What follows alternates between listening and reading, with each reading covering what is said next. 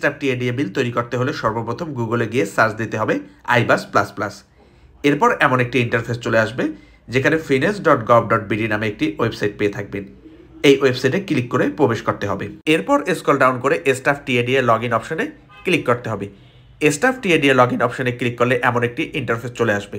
এরপর যে কর্মচারী টিএডিএ বিল তৈরি করতে হবে তার NID number, date of birth এবং পে ফিক্সেশনের সময় ব্যবহৃত ফোন নাম্বারটি দিতে হবে এবং সর্বশেষে গিয়ে কম্পিউটারে প্রদর্শিত ক্যাপচাটি ইনপুট করে লগইন বাটনে ক্লিক করতে হবে। এরপর ওকে বাটনে ক্লিক করতে হবে।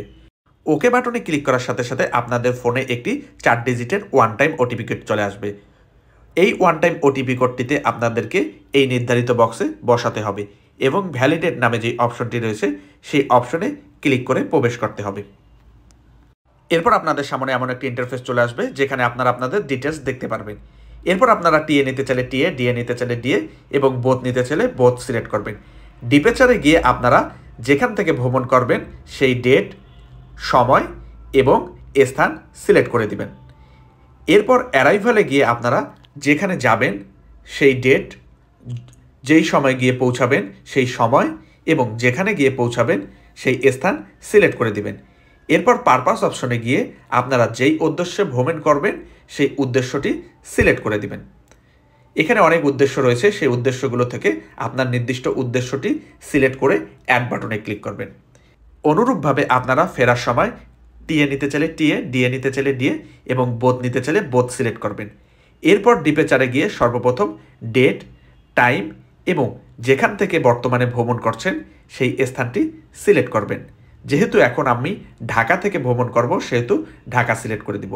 এরপর অ্যারাইভালে গিয়ে ডেট, সময় এবং যেখানে গিয়ে পৌঁছাবো সেই স্থানটি সিলেক্ট করে দিব। এরপর সর্বশেষে গিয়ে আমার ভ্রমণের পারপাসটি সিলেক্ট করে দিয়ে ওকে বাটনে ক্লিক করব। এরপর অ্যাড অপশনে ক্লিক করব।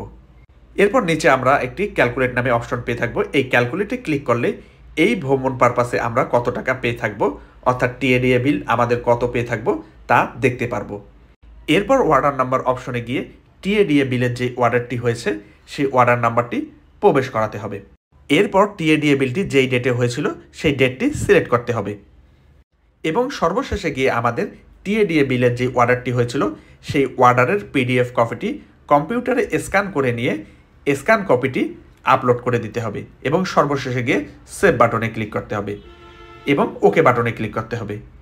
এরপর আমাদের সামনে এমন একটি ইন্টারফেস চলে আসবে যেখানে আমরা ভিউ বাটনে ক্লিক করে বিলটি ভিউ করতে পারবো, প্রয়োজনে এডিট বাটনে ক্লিক করে এডিট করতে পারবো এবং উইথড্র করতে চাইলে উইথড্র বাটনে ক্লিক করে উইথড্র করব এবং সাবমিট করতে চাইলে ডিডিও বরাবর সাবমিট বাটনে ক্লিক করে ওকে করলেই আমাদের বিলটি ডিডিও বরাবর সাবমিট হয়ে যাবে। অনলাইনে করা স্টাফ টিএডিএ বিলটি ডিডিও আইডি থেকে কিভাবে জেলা হিসাবরক্ষণ অফিস বরাবর ফরওয়ার্ডিং করতে হয় এ সংক্রান্ত একটি ভিডিও আমার চ্যানেলে রয়েছে, যার লিঙ্ক আমি এই ভিডিওর ডেসক্রিপশন বক্সে দিয়ে রেখেছি। প্রয়োজনে আপনারা ভিডিওটি দেখতে পারেন। অনলাইনে টিএডিএ বিল সংক্রান্ত যদি আপনার কোনো প্রশ্ন থেকে থাকে সেক্ষেত্রে কমেন্টের মাধ্যমে করতে পারেন। আমার ভিডিওটি যদি আপনার ভালো লেগে থাকে অবশ্যই লাইক, কমেন্ট এবং সাবস্ক্রাইব করতে ভুলবেন না। ধন্যবাদ।